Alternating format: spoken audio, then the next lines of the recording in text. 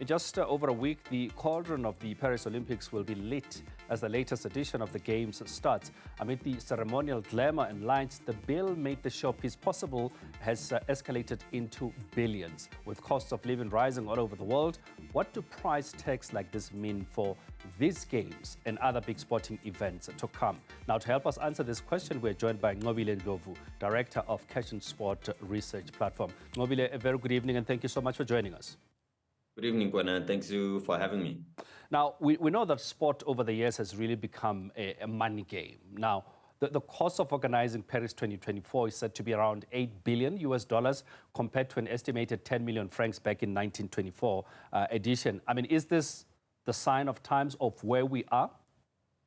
It's a sign of the times of where we are. And if you look at the past few Olympic Games, it's become even more difficult and more challenging to host such major events. If we remember Rio, as the Olympics went to that country, you now have a whole host of stadiums and facilities which are essentially white elephants. China, when they hosted the last Olympics, Japan, when they hosted the last Olympics as well, the costs are astronomical and they're just rising more and more. If you start to look at other sports as well, like football, they've even taken an approach of where multiple cities host at the same time just to spread the cost. It becomes more palatable that way. So yes, sport has become much more difficult to manage and fund. But what is at the heart of this? Is it just that it's become a sellable product? What makes it so expensive to host an event like a World Cup or an Olympic? It is much more, there's a number of factors, but one of them is that obviously the fees associated with hosting events. It's a digital product. You're flying a lot more people. The Olympics, when they started, was much smaller. So you would have you'd have much smaller contingents that you have to fly around. The events were smaller. Now the Olympics has many more events included in it. And you have to fly those people, you have to host those people and accommodate them. So it's a much bigger product now than it's ever been. And with the size of it comes the cost. At the same time, there's also other factors such as, the cost of broadcasting events. The broadcast rights associated with these events are just going higher and higher because everyone is fighting for the attention to be able to broadcast these competitions. So all in all, yes, there's a couple of factors, but the biggest one is that they're just massive. This year, there's an equal contingent of men and women, which has never happened before. And there's also sports such as breakdancing and so on, which has also never happened before. And all of those things accumulate to much higher costs. And the big question then, I mean, you mentioned the issue of broadcast rights, is this worth it? Is it worth spending so much money on a product like Olympic Games? Is it worth spending so much money on a Rugby World Cup or a Soccer World Cup? For the broadcasters, it's worth it because they can charge premium prices for advertising during Olympic Games.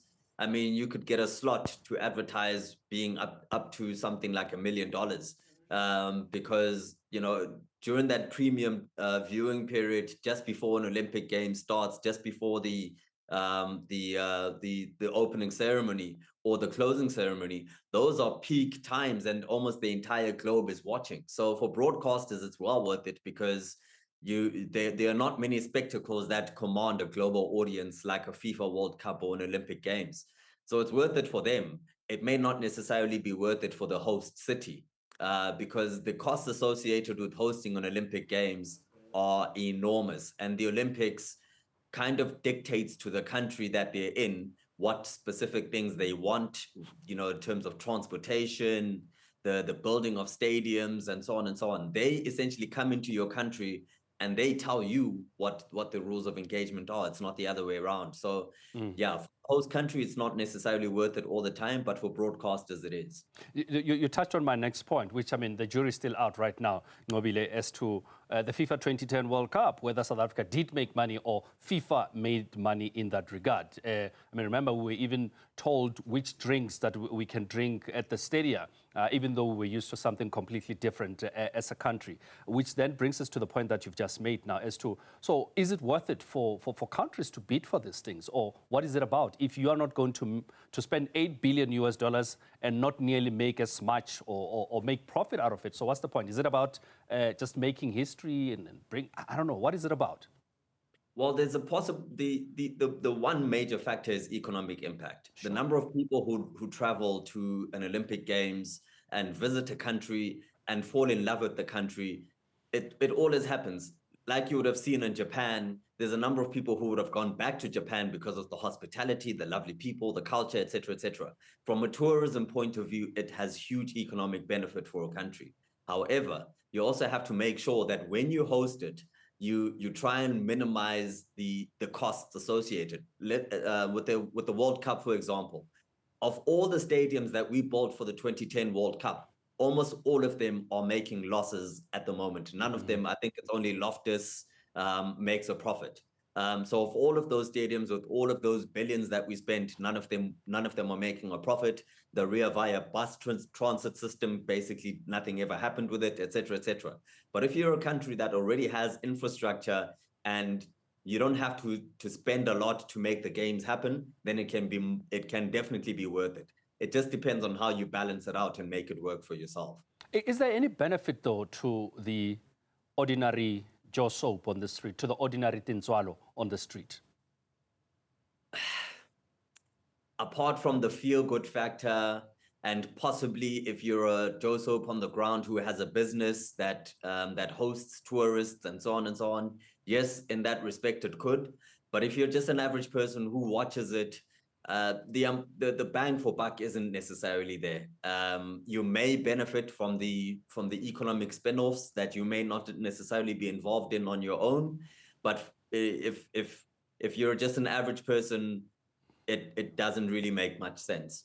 And the tickets are even more expensive to what you are basically used. Which brings me to the next point now, Nqobile, in terms of Africa has never hosted an Olympics. I mean, does this then shut down a potential of a country like South Africa? There's been a lot of talk over the years about Cape Town possibly bidding for the Olympics.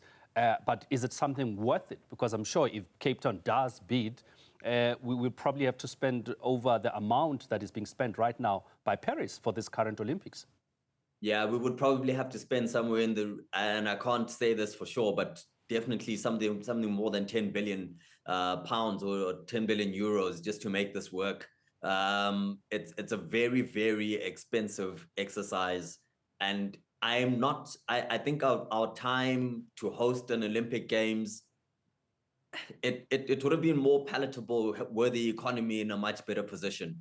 If we were around the 2010s and we'd hosted it soon after, when we had the euphoria running around the Olympics and things were a bit cheaper and so on, maybe. But at the moment, I don't see South Africa hosting it probably for at least the next 20 or 30 years, unless things have to change dramatically in terms of the economic situation for me to see it happening.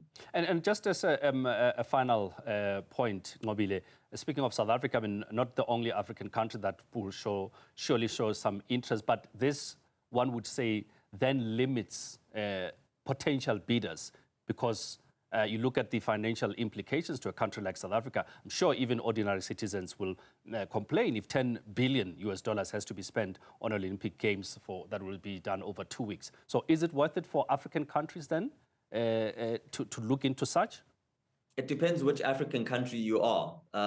Your northernmost African countries like a Morocco, who has great infrastructure, a lot stronger currency maybe for them, but for them, their challenge will always be the region that they're in and the sort of risk factors with regards to terrorist attacks and the likes. There's not many other African countries. There's probably no other African country, within sub-Saharan Africa that could possibly host like South Africa. So it almost rules us out, really, unless things change on the continent in terms of the ability to host. There's only really 3 hubs of hosting events, which is probably the North, South Africa, and then as you can see now, Kenya, Uganda, and Tanzania are putting a bid together to host the Africa Cup of Nations. Unless it's a joint bid, I don't see it happening in one country. It's going to be very difficult. Well, in the meantime, Nqobile, we'll just watch on television. Thank you so much for coming through to speak to us. Appreciate your time.